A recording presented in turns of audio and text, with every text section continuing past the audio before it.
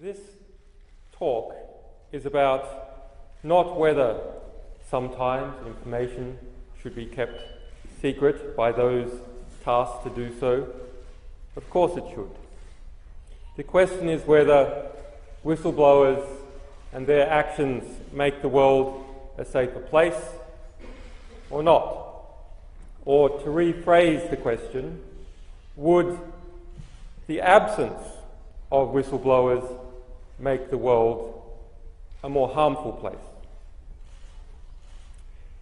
We just heard this last speaker saying that when considering balance between the desire of certain groups and individuals for secrecy and laws that coerce individuals at the point of a gun to keep things secret, and the rights of all of us to know what our government is doing, that, well, this is simply a matter for the courts.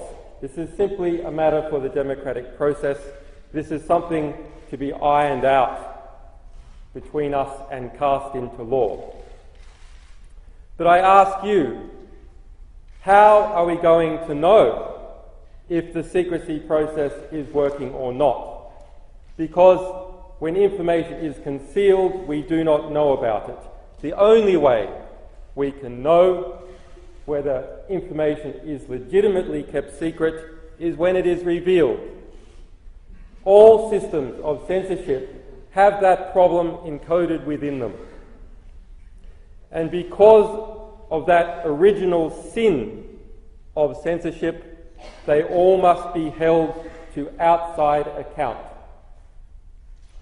The way that has been traditionally done is by courageous individuals who are privy to information that they believe the public is interested in, squirreling it out, often at very substantial personal risk, to the public. And the public then, if the media, which it rarely is, if the media is an honest conduit, the public then decides whether to support those actions or not. So perhaps we should talk about some of those actions, because if we're not talking about what actually happens in the world, what are we talking about? We are talking about myths that exist in our own heads and hypotheticals. So I want to look at some situations in history that have led to war and perhaps have stopped war. Because a war between peoples certainly does not make the world a safer place. And the absence of a war, or the prevention of a war, must surely be the ultimate in making people safer. The Vietnam War was triggered by the Gulf of Tonkin incident.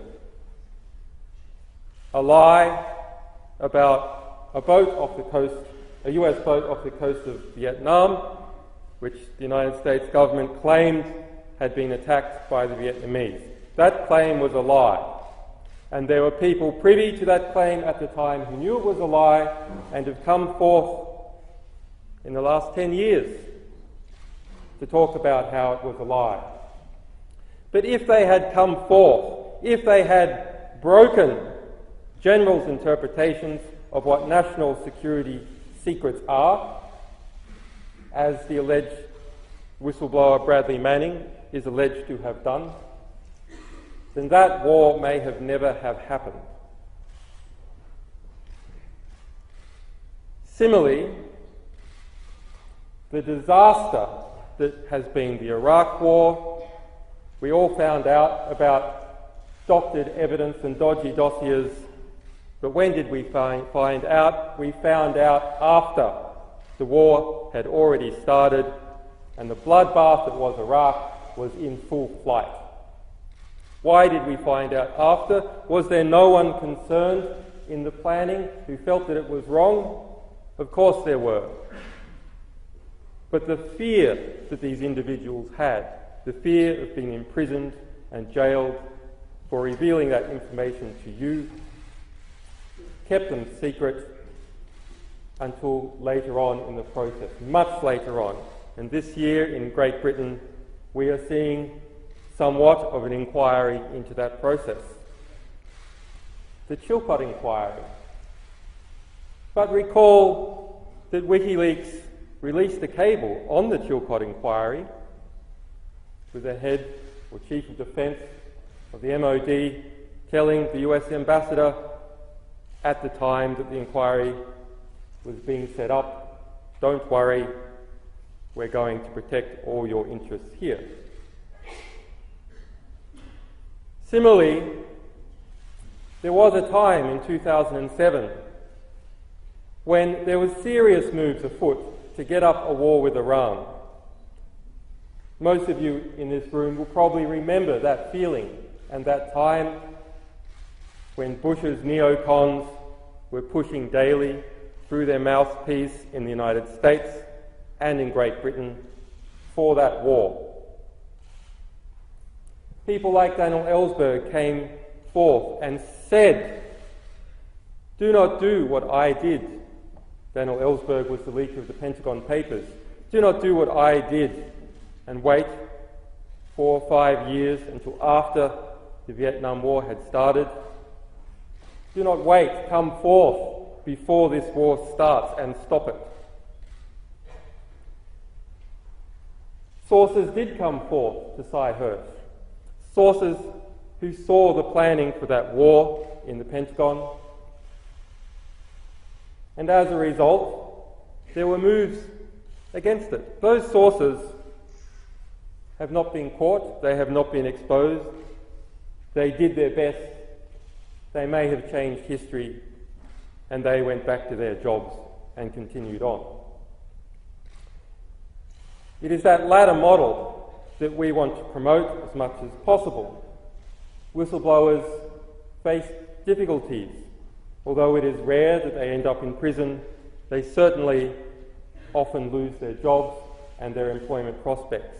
But when they can speak anonymously, they can change history and feel proud of themselves and their act and continue on. In 2008, we got hold of the US military's classified rules of engagement for Iraq, the rules that the US Army and its air support have to use when conducting battles in Iraq, and we worked with the New York Times to get that out, because one section of it spoke about how the US military could cross over into the border of Iran without senior authorization at the commander level when chasing someone in a battle, or a suspected terrorist, or a number of other situations.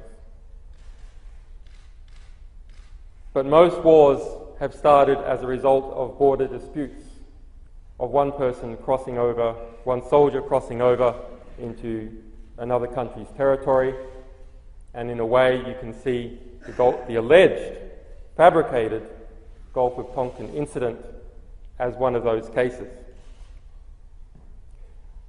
The Iranian Foreign Ministry held a press conference and said that this was unacceptable.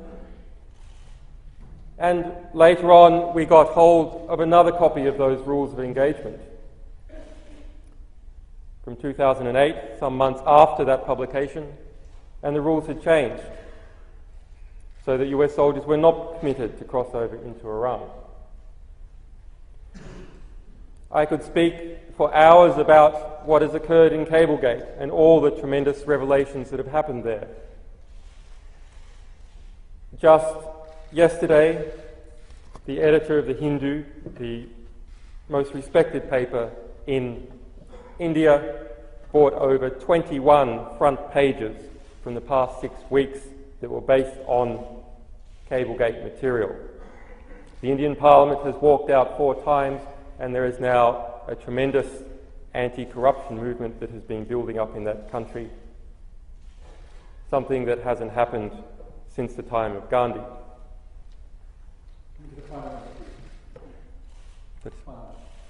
So I say to you, of course, it is obvious that whistleblowers make the world a safer place.